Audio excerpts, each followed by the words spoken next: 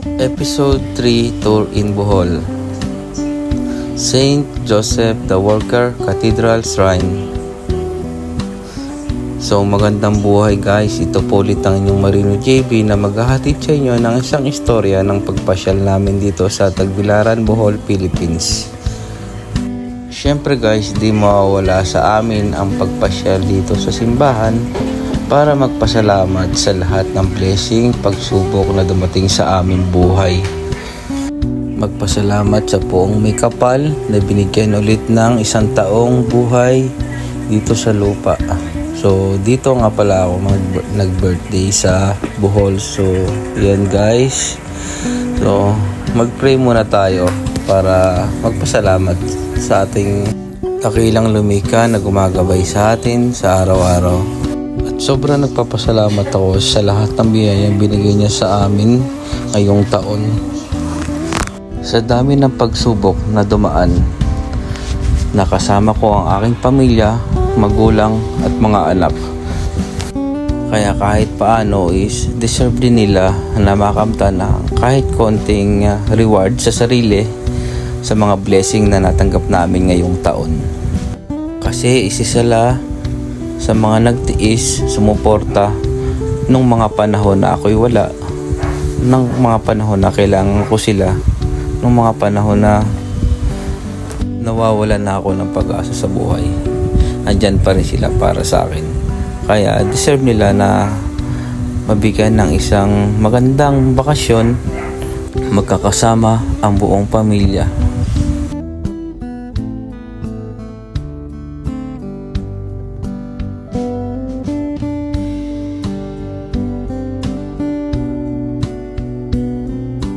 Hindi man ako perpektong anak, kapatid, magulang, asawa at kaibigan, pero ang sinisigurado ko, isa akong mabuting tao na kahit paano ay nagmamahal sa mga taong minamahal ako at minamahal ang pamilya ko sa araw-araw, sa oras-oras at sa mga panahon na kailangan namin ng tulong.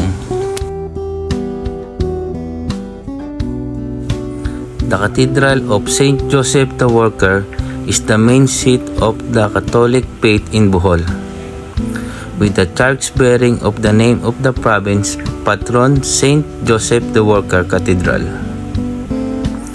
Is located on the Carlos P. Garcia Avenue, Tagbilaran City, the main capital of the province of Bohol. It stands within the same area where the City Hall and the City Plaza are located. A typical setting based on Spanish influence in the country.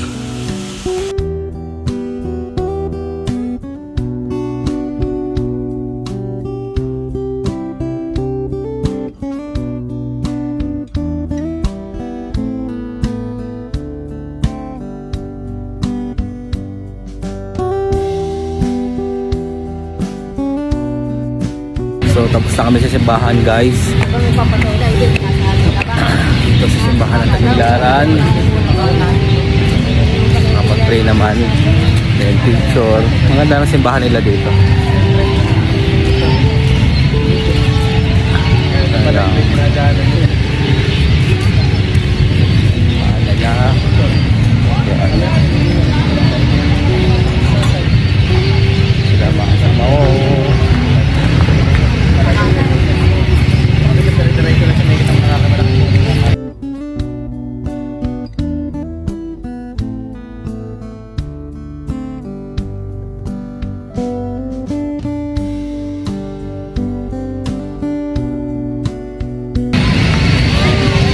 So bali dito kami ngayon sa pinaka-park nila guys.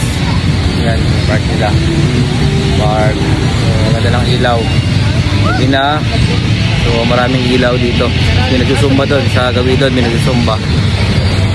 Sumba doon na yun. Sumba doon.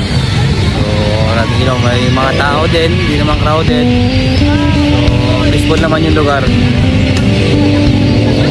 Ay sumamamakal dito. Safe naman siya. So guys, titingin po tayo ng balot dito sa Bohol kung ano po lasa, kung kalasa po sa Bulacan.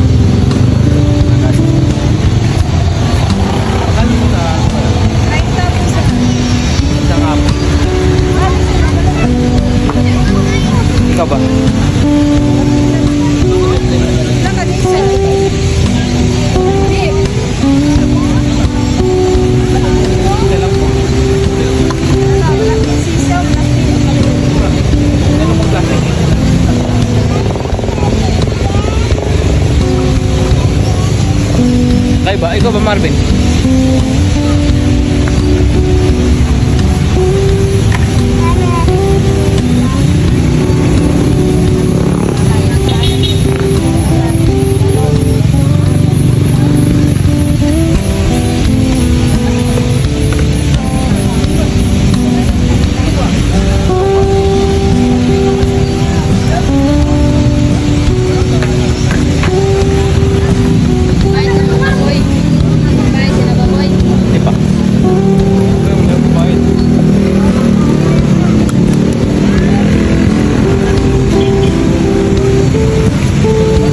Marvin.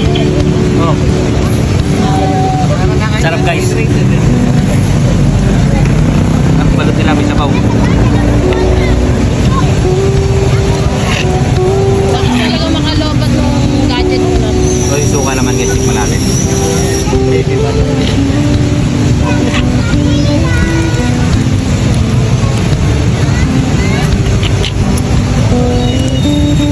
Masarap yung suka nila.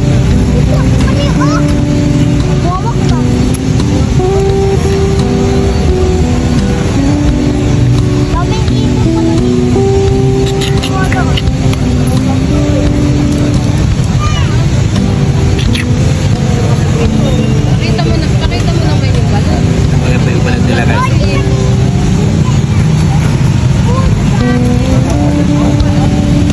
Sarap din yung suka nila.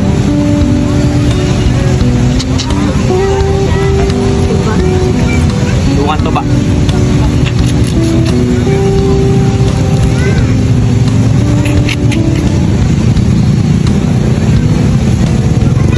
Ba't dalawa yung binigay sa akin? Yung sisa? Wala pa akong pinahin. Vlogger eh, kakadisiyo. Ha? Ha? Okay na ba? Stop ko na ba? Thank you for watching to my mini vlog. Ito pa rin po ang inyong Marino JP na nag-iiwan ng Bible verse na we can do all things through Christ because God give us strength. Philippians 4:13. God bless.